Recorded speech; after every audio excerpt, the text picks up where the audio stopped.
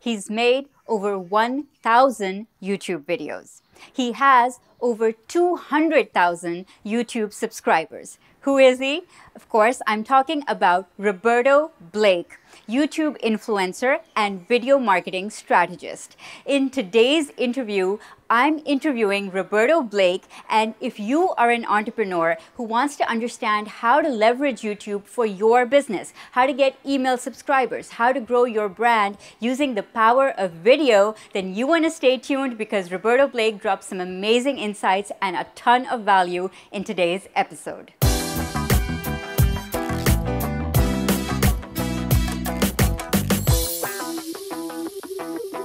Hey entrepreneurs, my name is Salma Jafri. I'm a video content strategist helping you grow your personal brand with video. Today I'm speaking to Roberto Blake, YouTube influencer and an extraordinary video creator, somebody whose motto is always be creating. I asked Roberto all sorts of questions around how to leverage video for your business. So we talk about stuff like how relevant is a YouTube strategy, how can you leverage video to the best of your ability for your video marketing needs, what kind of factors, what kind of stats should you be looking at to measure the success of your videos, how to craft a great video content strategy, the kinds of tools that he recommends. So it's an intensely value-packed episode.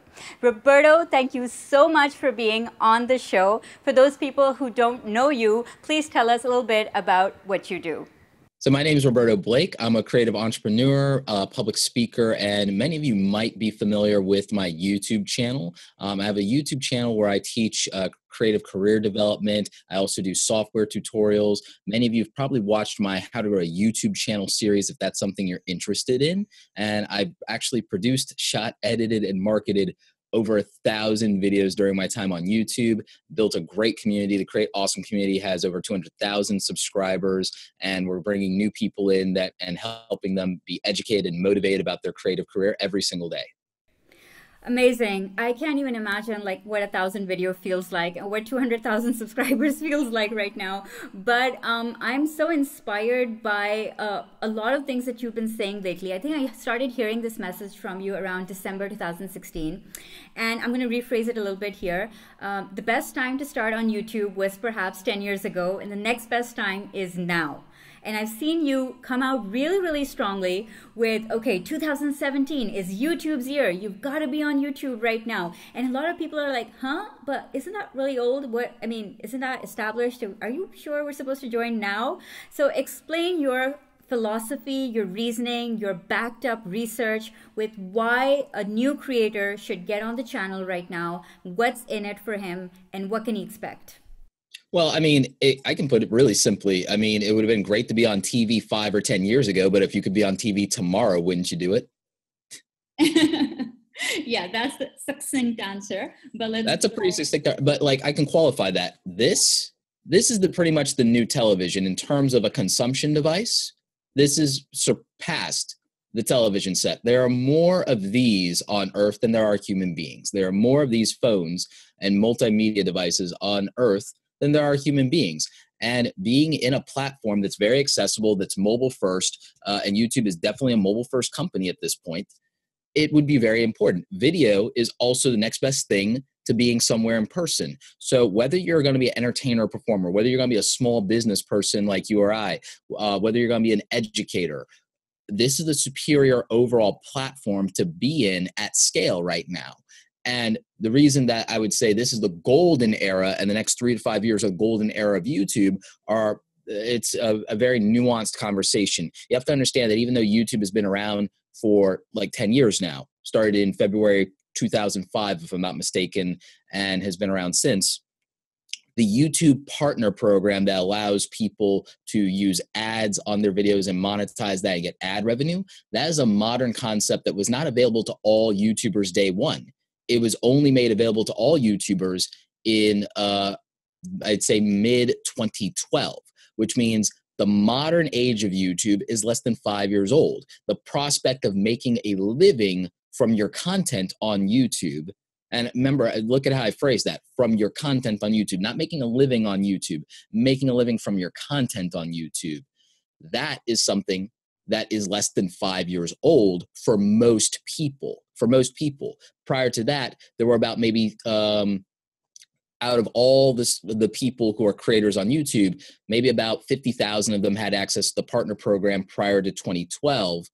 But for the first couple of years on YouTube, the ad revenue thing, that wasn't an option. That wasn't a thing. So most people, the first few years, were making content for free on YouTube. The partner program opened up to everyone in 2012, which means that for less than 5 years, because it was about mid-2012, so it's not even a full 5 years, that modern YouTubers have been able to make real money. Now, during that time, we had a bit of a resurgence, a renaissance, if you will, in YouTube in terms of some of the best content creators coming to the platform right before or right after that. Jenna Marble is one of the biggest female YouTubers, if not the biggest female YouTuber, with 16 million subscribers. I believe she started her channel in 2010 or 2011. So that means that early on, she didn't have a lot of momentum, and yet she came in right before this new modern age of YouTube and now is wildly successful as a performer. And it's amazing what's happened with her and other creators. Not everybody who's successful in this platform is growing up on the platform. Business people have been leveraging YouTube very differently. People like Gary Vaynerchuk. He started in 2006 with Wine Library TV, and that helped in addition to, he'd already grown a successful business from his family business. Shoppers Discount Liquor evolved in the Wine Library, and then he built his personal brand as a wine expert and aficionado, and built a different personal brand. He made wine unpretentious. And that was unique, and it was amazing. And he did 1,000 videos as well. Wine Library TV ran for about 6 years. He did 1,000 videos over the course of 6 years. And it built up his personal brand. It gave him the opportunity to write a fantastic book, Crush It, that would help inspire many entrepreneurs and many people who would enter the space. People like Jared Polin, Frono's Photo, 500,000 subscribers, one of the biggest photography-based YouTube channels there is. He's been at this for about 6 years because he went to a speaking engagement of Gary Vaynerchuk's with Crush It, and then he started on YouTube about 6 years ago, just before the modern age of YouTube. So now we've done this modern age of YouTube. Here's why now we're in the golden era of YouTube, and you need to start today. YouTube recently unleashed the YouTube live streaming mobile app. You can use the YouTube mobile app as it is to do recorded video on YouTube just using your smartphone, and it's amazing quality. Our smartphones, better camera than Spike Lee had when he did Do the Right Thing. Okay, there's a better camera right here than when Spike Lee did the Do the Right Thing. This is already a better computer than what put us on the moon. You could shoot, produce, edit, and make your thumbnails all on your smartphone. I have a series called Dear Entrepreneurs that I did on YouTube, and I'll bring it back in April as a vlog every day in April kind of thing. But the reason that I did that was I wanted to prove to people that you don't have to be a filmmaker and photographer like I am. You don't have to have a fancy camera like I do. You can use this, and it's good enough. Now YouTube has moved into the live game aggressively because you know that live streaming has made video content more accessible for the average consumer, right? Absolutely. So, I think that, this is like so much information right now that it boggles the mind, but I want to move back to the point that you said that it's the modern era. And so I wish we could just draw a virtual timeline right now, which would show that, okay, the modern era, the golden era, this is when it started. This is when people jumped in, and that this is really the right time to jump in right now because you've been here for so long on this platform. You can see the plateaus, the peaks, the troughs, when it stabilizes, all of that, and you can see that right now it's like on the verge of blowing up all over again for a whole new generation of entrepreneurs. Exactly. And also for and also for a new generation of viewers. A whole new crowd is coming into, and they're discovering YouTube for the first time. Like right now, my older daughter is 9 years old, and she's just discovering YouTube now. And, so the next couple of years, she's going to be nuts on the platform, already is, in fact. But there was something specific that you said in one of your articles, and you said that it's never been easier to aim for and reach a goal of 1 million subscribers. And to most people, that is just so far left field. It's like, I could never reach 1 million subscribers. For other people, it's not even a goal, right? But I just want to ask you a little bit about, why would you say that? Why do you think it's realistic now versus maybe, 5 years from now? Why is it possible now? There's a couple of reasons. For one thing, there's still a lot of untapped potential, because the fact is there's still a lot that has not been done, because everyone is so interested in seeking fame and trying to duplicate the success of others. There's a lot of virgin territory in the platform. There's a lot of things that have not really been addressed and done that have the potential to reach 1 million people. There are verticals in YouTube that are underrepresented. Obviously, the biggest things in YouTube right now are things like vlogging and gaming. But you know what? Fitness channels do very well in YouTube, and there's still massive potential there. And then the saturation is irrelevant, because just because you watch one workout program doesn't mean you won't watch another one. Just because you watch a gym-based YouTube channel doesn't mean you're not also watching a nutrition-based YouTube channel. So the thing is, the lifestyle genre with regard to specific demographics is untapped. Vastly untapped. I'm so sorry, I'm cutting you here, but I love what you said, and I specifically want you to talk about 3 industries, because I know that my audience is listening and they're in these industries. And you just mentioned fitness, so I want to talk a little bit about health, travel, and crafts, so artistry, or making jewelry, or making crafts, and that kind of stuff. So these are not very niche, but still like specific how to lifestyle and sort of incorporating your skills and everything. So is there like room for these kind of channels to blow up online? There's room for so much. And the thing is, you can be unique. You don't have to necessarily be original, but you can be unique. I've seen a channel, I saw a channel blow up recently. I think they're close to or over 1 million subscribers now. That's about cleaning. Literally, it's about cleaning your house. And their most popular videos with millions of views are literally a long form video of them cleaning a room from top to bottom, just cleaning their kid's room. Like, that's real to people. And it motivates people to do something real, which is clean their house. I probably need to watch that. But all right, no, but it's really, obviously it all comes down to value. And there's something else that you just mentioned right now, that you don't have to be unique, but you have to be no, you don't have to be original. You have to be unique. Right. You can do something that other people have been doing, something that's saturated. You brought up DIY. All right, so everyone's done DIY, right, but has everyone done it your way? Have you you realize you could literally do a YouTube channel that's wine. You could if I was gonna make a pun, I could say wine and work, and it could be, but it's like wine and work, but it's wine, and you could do crafting while also having a wine and talking about a wine. You could do painting and, have a glass of wine or a bottle of wine. And that could be interesting, because now you've added a new element, and now it's like, oh, do I want to do that? And then it's and then it gives you 2 things to address, and it mixes the audience of oh, the art and the wine and the crafts and the wine and I need to take the edge off, and it becomes this thing. And so I love that. So it's like marrying two aspects of. And something else you said was that when you started, remix fusion. You said that when you started doing Photoshop tutorials, there were already other channels, very successful channels with 100,000 subscribers or more doing Photoshop tutorials, but yet you dove into it, and obviously you became super successful. So how did you decide that what was going to be your uniqueness? How did you decide to differentiate? I wanted it to not feel pretentious. I wanted it to feel unintimidating. I didn't want to address it as a nerd to other nerds. I wanted to make Photoshop fun and approachable for new people. I also didn't want to do crazy, wild tutorials about, oh, look at this fancy thing I can make to show off. I wanted to simplify Photoshop for people who might have a job where I've never done that, but the boss wants it, and they could just do this one thing that might get them through this job without being yelled at today, because I went through that.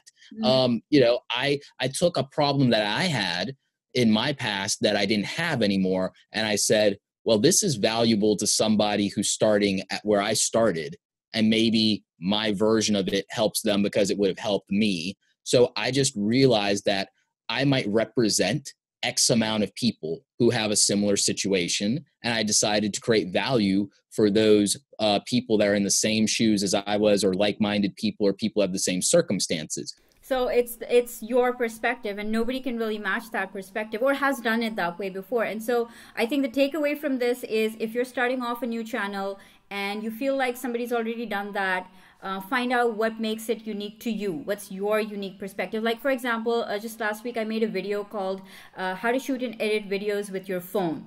There are like 1 million or maybe even 10 million results for that video, right?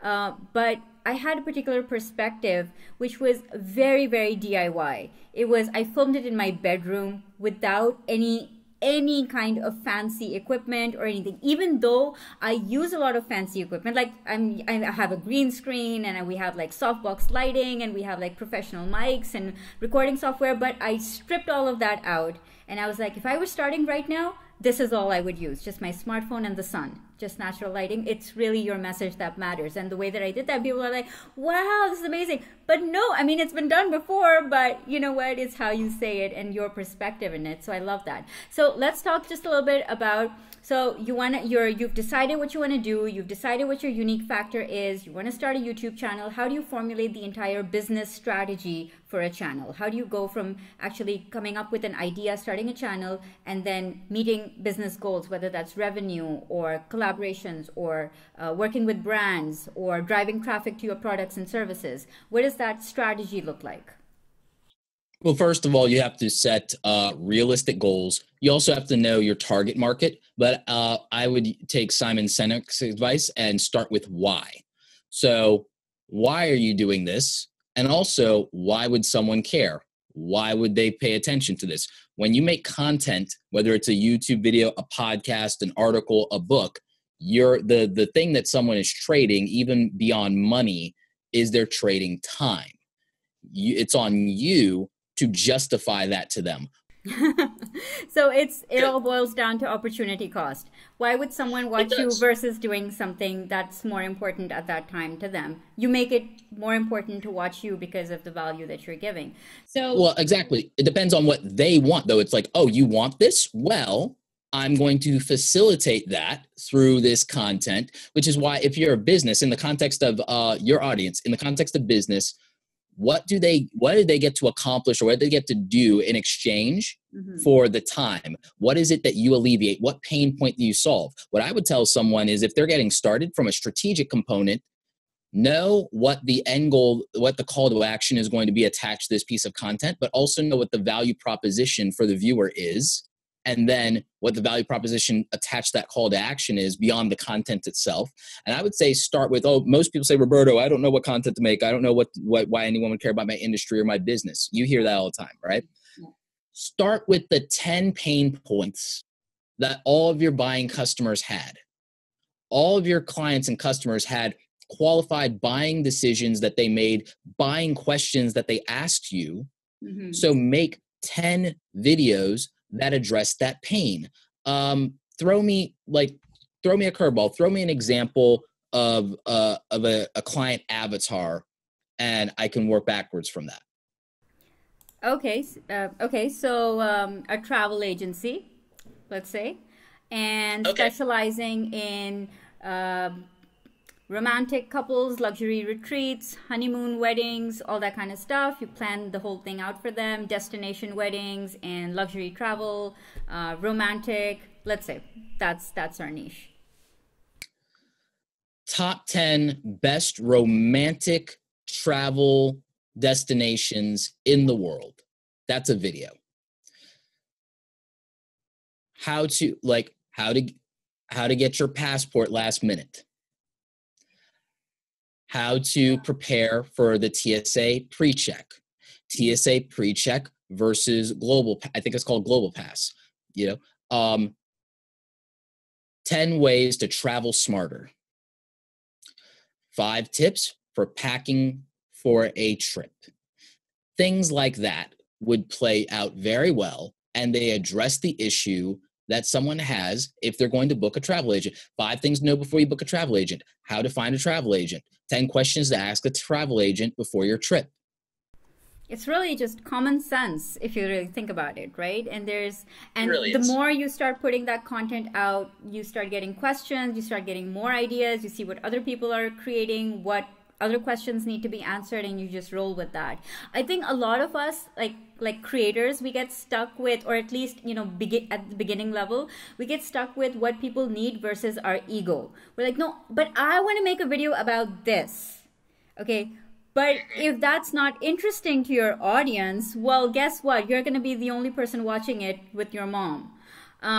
So how do you, so that's the first thing. So you have to first put aside your ego and actually create something that's of value to your audience. And hopefully it's of value to you as well, right? Let's say that you've done everything perfectly. Let's say on paper you have, the right content, you're targeting the right audience, you've got great production, you're providing lots of value, but you're not getting the traction. You know you're good, you know you deserve to be higher up perhaps in the ranks and more visible, but you're not there yet, right? So there's the factor of, okay, you've got to keep trying and you've got to do that, but you're losing motivation and you don't know, you start to second guess yourself. You don't know if you're on the right path because you're not getting the results, right?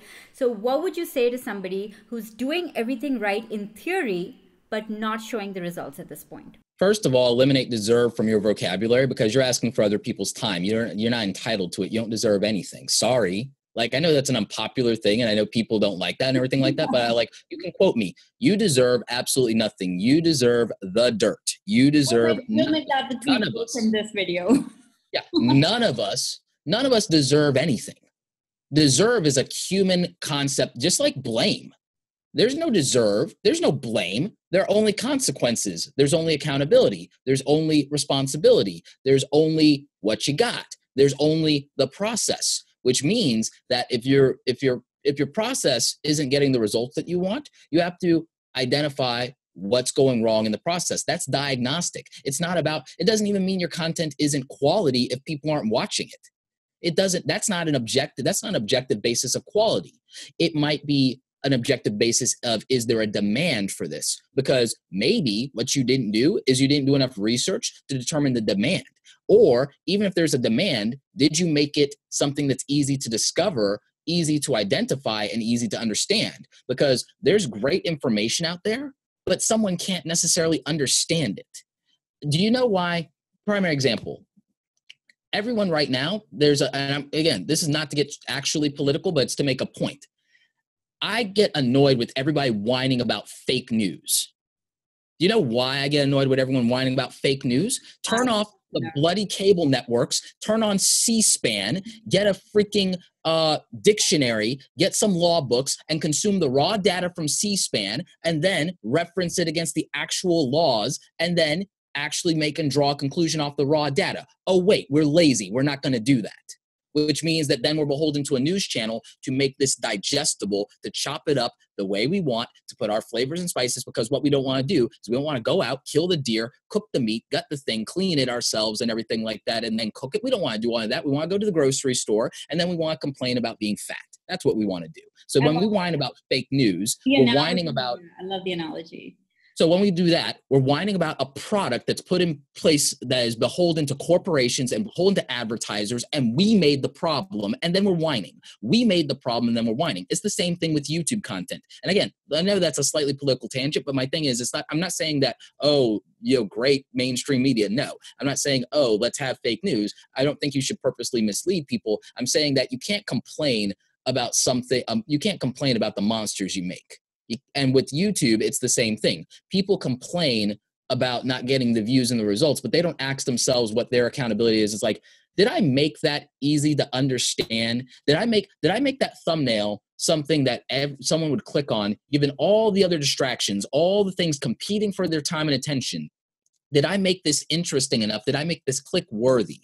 Not clickbait. Did I make this quick worthy? Did I make this worthy of someone's attention at a glance? A book is judged by its cover. If I know that, why would I do a lazy cover for the book? Why would I do a bad font if I know that a book's going to be judged by its cover and not on the quality of its content, because no one knows what your video production values are when they click on a thumbnail. No one knows how good the audio is. No one knows if you used that, great music that's popular right now. No one knows that. So it's irrelevant. No one knows that. It's a matter of, is this title enticing to me, and it doesn't communicate clearly to me? Does it make a promise that I'm interested in? Yeah. Like, what's something that someone will click on? 7 ways to know for sure she'll say yes. Ah. I love using dating analogies because it's something everyone can relate to. Because 7 signs he's going to break up with you. That's something that's like, wait a minute. If you're in that situation, or if you have that anxiety, if you have that fear, if you have that pain point, it's like my most popular video on YouTube, 10 ways to make passive income online. It has over 500,000 views. And the thing is, it's all legit. It's all things I've done that have made me money. But that's a promise. That's a 10 ways to make passive income online, 10 ways to make money online. That's a promise. That's 10 ways to do that.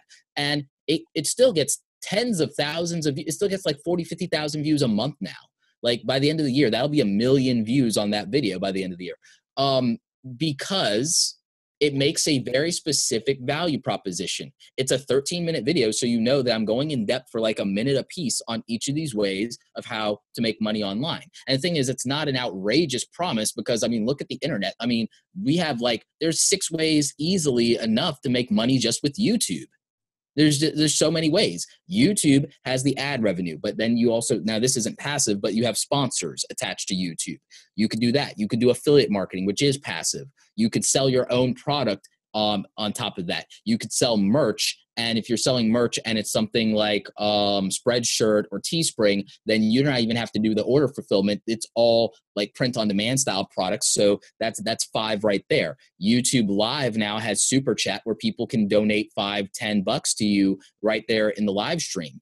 In real time. So that's 6 ways right there. I just named 6 ways to make money on YouTube. So if I promise, I'll tell you 10 ways to make money online, that's 6 ways right there just in YouTube. So it's practical. So when people say, well, I'm not getting the results I want, look at your process. You don't even have to look at the end product that you have. Primary example, most people, the reason they're not successful is they're not optimizing things for search, because YouTube is the 2nd largest search engine in the world. It's the 2nd largest trafficked website in the world. It's the largest overall video platform and video content network in the world. And it takes up a considerable amount of the internet's bandwidth right now. So with all those things in mind, YouTube is a place that's set up for success. However, you are competing for people's attention. So if you're going to compete for people's attention, then compete for their attention. If you knew that you were getting ready to walk into a room where everyone is dolled up and they're all wearing these bright, flashy colors, you know how you stand out? You walk in and you wear a simple, elegant, all black with some silver trim. And now all these people that are flashy and colorful and every color of flower and color of the rainbow and everything that looks gaudy, your simplicity and your elegance, your cleanness stands out from the crowd. So the problem is most people are trying to look the same instead of create contrast. Contrast, as we know, is a marketing and visual hack. Yeah, I love that. It's all about, we're trying to compete with people. We're seeing what are they doing, and then we want to copy that. So we think that imitation is going to get us to the same level that they're at. Whereas the answer is exactly the opposite of that. Do what they're not doing. And I love your thumbnail example as well. So if you want to rank for something, go take a look at what are the thumbnails that the first page results are showing, and then make a thumbnail that's completely different, right? If the first results, if everyone has a white background in the first results and everything like that, I would go with a colored background, or I'd go with a black background. Yeah, there you go. And it's so simple. It's so simple, but it's a hack, right? I love it. I love it. If everyone has a border, around their thing, okay, cool. I'm going to make mine rounded corners and everything like that. I'll use Photoshop skills and I'll make a hack and I'll make rounded corners on my thing, because all that is, everything's against a solid white background and YouTube is a solid white background. Cool. I just do white background, but then I do color and round the corners, and all of a sudden my thing stands out of all the other things in YouTube. And if it stands out, it's like the fraction of a percentage of it getting clicked goes up instantaneously. I love how simple and doable this tip is. It's so simple. The simplest tweaks can result in like exponential difference in your viewership and in, you know, just getting that first couple of people to actually even see what your content is about, you know. And I think, you know, one of my pet peeves is like people using very small fonts in their thumbnails, which you can't even read. And yeah, so yeah, but again, so let's get a little bit deeper into, all right, so how do you measure success? So you've made your video, you've taken into account all of these things. What kind of metrics are you looking for? What kind of metrics is YouTube ranking you with? We talked a lot about YouTube being a search engine, so come at it from that perspective as well a little bit. There's an old Google metric that some people that come from the world of online articles and from SEO, from the website era, will be familiar with, called time on site and time on page.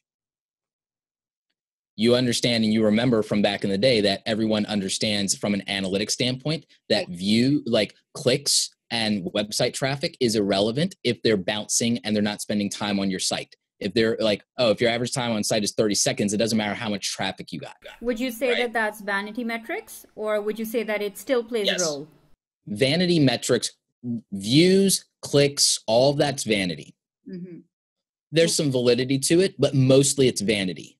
Because if they're not engaged, what does it matter? What does it matter? If they don't convert, what does it matter? So conversions, you have to figure out what represents a conversion for you. Is it someone going and watching another video? Is that what you personally, for whatever reason, have decided is a conversion? Is them getting from YouTube to your website a conversion for you? Is an affiliate sale a conversion for you? Is a sale of your product or service a conversion? Or is engagement, are you seeking comments? Are you seeking feedback? Is them participating in a poll? Is it signing up to your email list? You have to determine what success, what you want to get out of this and attach that value and then evaluate that. But in terms of raw YouTube analytics, it's all watch time. It's all watch time because we're as Gary Vaynerchuk would say, we're day trading in attention. We're day trading in attention. I don't give a crap about views. You know what I give a crap about? I give a crap about the fact that I'm siphoning 3 million minutes of watch time a month in a 30-day cycle from people. You know, that's like the equivalent of 6 years. I really wish I could just take my YouTube watch time and convert that to my lifespan because I'd be immortal already. I love that. Yeah. Okay. Yeah, I'm not even kidding about it. So give me your best tips on improving watch time. The magic metric.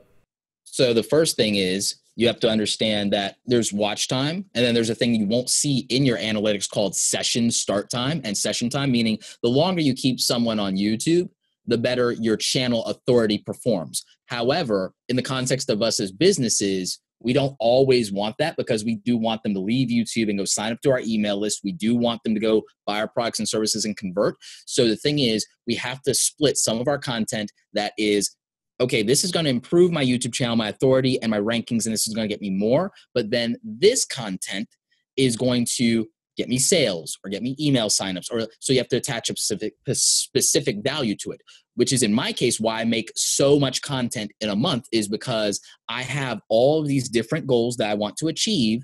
And so making a split and a certain volume of content that achieves and spreads out these goals is the answer. If I was only making one video a week, which is what most people do, then if I have multiple goals, I only have 4 or 5 opportunities to hit these 2 or 3 different goals and spread it out. That's not really enough to build momentum and traction on a regular basis.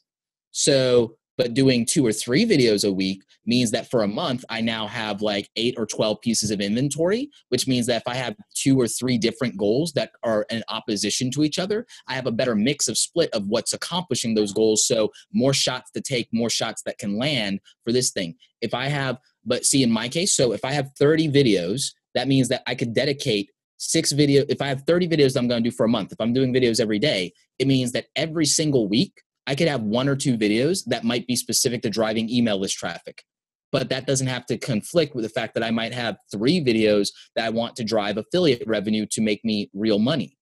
It also means that I can still have 2 other videos per week that might specifically be to get me new clients instead. There might also be 1 video a week that's positioning me for a future long-term goal so that I'm on the record of being historically correct about something. that positions me so that 6 months from now I can say, see, remember when I predicted that? So I need the room to do that. So a content calendar that maps specific KPIs, specific end game goals, and is conversion mapped is going to be effective. But people think about that when they think about ads. They think about that when they run their campaigns. They think about that when they do blog posts. But then when they think about YouTube videos, they're just thinking about views and subscribers, which is stupid. I love how strategic all of this is. It's like reverse engineer it. What do you want? Do you want an email subscriber? How are you going to get it? Ask for them to subscribe to your email, offer them something of value, and then make a video that's related to that thing that they want to download at the end of the video. So it's like just reverse engineer the process. I'll give your audience a hack right now, and we could literally do whenever you want. We could do either an article or an interview specifically about YouTube for growing an email list, because I think that'd be relevant to a lot of people, and we can work on that together. But I'll give you a hack right now. Sure. Any business could take their existing lead magnet. They could take their existing lead magnet, come up with 5 additional tips, make a 5 tips list video or a top 10 tips list video, and then they could attach one of their existing lead magnets as a free giveaway announced in the YouTube video to say, hey, I hope you enjoyed these 5 tips. If you want more stuff like this, we have a great free newsletter that you can sign up for, and you'll get this free ebook or you'll get this free download the minute you sign up. Link is in the description below. Go ahead and get that. And they could also link it in an annotation card in YouTube, which means that even on a mobile phone or a desktop, they could click that annotation, go directly to it, sign up, and then they can download. So all of a sudden, you now have this great big distribution platform. You've given free upfront value and content, and now you can get email subscribers off of that. You can put this video in a blog post and do the exact same thing, and then you've got it, and people have the value. And so now it's in 2 places at once that get search and discoverability and siphon off each other that direct traffic to your email list. Yeah, and I think that we were talking about this concept earlier as well, and you know that I am a huge proponent of upcycling everything that you make. So I do this right now. I strip the most of my videos are in such a format that if I just take the audio out of that and somebody just listens to the audio, it's just as valuable. So I will put that up on SoundCloud. I would take all the images and thumbnails, put like nice tweetables or titles next to it, and all of that goes up on Instagram. I would take strip down like a 1 minute 30-second out from that video and have that like a short video to put up on Twitter and on Instagram to drive more traffic, sort of like a teaser video, like almost like works as a promo. And then of course embed the video in a blog post, so that's like a lot of Google juice as well. It's like text and images and video all in one blog post. And that's, I think, something that it's a lot of work, but it's work right now that pays off a lot in the future. And I know that you are all about the long game. We've talked about this a couple of times, and you have stressed so many times that you're not in it for the short term, and you are in it to play the long game. And I would love for you to elaborate a little bit on what the long game means to you. I mean, there's a lot. That's a very long conversation in and of itself. But the long game for me is it's legacy, but then beyond the altruistic side of legacy of like, great, I want to know that I helped and can quantify and say, okay, I've helped 1 million people on this planet solve at least one problem, especially as a creative person, because I want to fight for creative people. I want them to get out of their own head. I want them to understand that they have value, that they contribute massive value to the world and to business, and that they don't have to be a starving artist. And that's not a choice between being a starving artist and a sellout. It's not a binary choice like that. I want to change and disrupt the narrative of creative services. So altruistically, that's my long game on that side, on legacy and the emotional value to me. On the business and practical side of that is that I want to build and develop brands for creative people and for creative education, creative services. I do believe that digital platforms can disrupt creativity and education and the business world, and I want to be a part of that. I want to just ask you something that people love to know about all the time, because they think that Sure. if they know the tools that somebody is using, then that's going to be like, the ultimate hack to getting from here to there really, really fast. But aside from the aspirational and the, quick fix value of that, there must be some specific things that you think are valuable for YouTubers, for creators who are just starting out. Any specific tools or software or things that you want to mention that you should consider investing in when you're starting out? The audio experience of a video has to be a priority, more than the lighting, more than the visuals. We can forgive a lot if the audio experience is good, because the audio experience is like, I can't get through that. Absolutely. It's just the truth. So if I was going to invest in anything as a new YouTuber, in hindsight, it would be superior audio. The next thing is making your life easy in terms of editing. I straight up believe in using Adobe Premiere Pro, and I think it's the best software. I don't think it's the best software for everybody, and maybe not for everybody starting out. I have a 20-minute tutorial that makes it less intimidating, because that's the point of some of my content.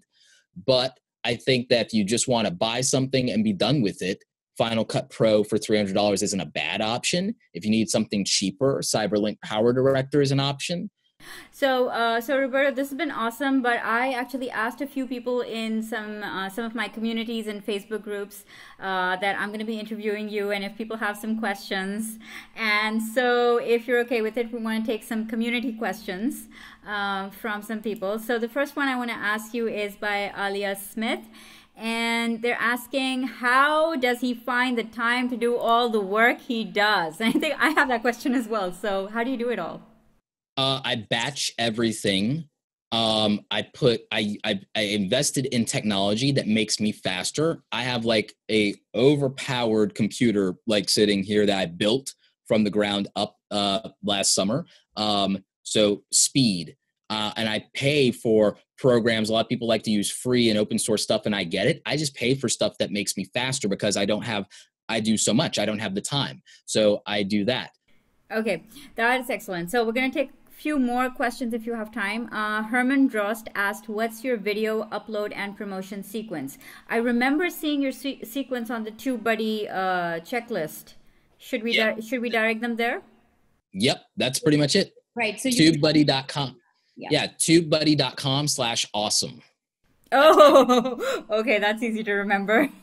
So, Roberto, I'm going to say thank you so much for doing this, for being here, for sharing not just your unique insights, but sharing them in a way that is just so impassioned, because I don't think anybody can not believe anything that you're saying, because it comes really from the heart. And I'm going to keep watching you. I hope everybody else does too, because I think you are on an awesome trajectory, and I want to see where you take things, and I want to see what lessons I can apply, and as creators we can all learn from watching your journey. So thank you so much for sharing it so selflessly. Thank you very much. Absolutely. Thanks so much for having me. As promised, this episode was so full of value, and I guarantee if you implement some of the advice that Roberto has so freely given, you will see success with not just your YouTube channel, but your video marketing strategy in general. Roberto and I talked for quite a bit of a longer time after the interview ended, and so what I really want to know from you is, if you enjoyed this video and you want to see more stuff between me and Roberto that we talked about, then click the link over here to let me know. If you're watching this video on entrepreneur.com, then you want to go to my channel so that you can see all the links up there or down in the description below. One of the things that a lot of people love to do is discuss the episode after it's aired, because you guys have so many questions. The place to ask me questions is inside our closed Facebook group called Personal Branding with Video.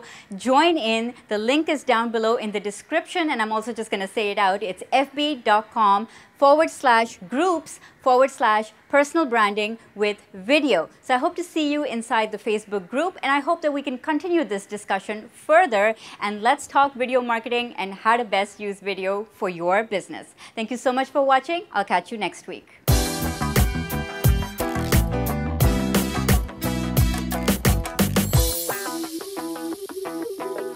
I want to have like 30 to 50 videos that qualify me as a content strategy person. Yeah. I'll be competing with you on that one. That's fine. I love, like, bring it.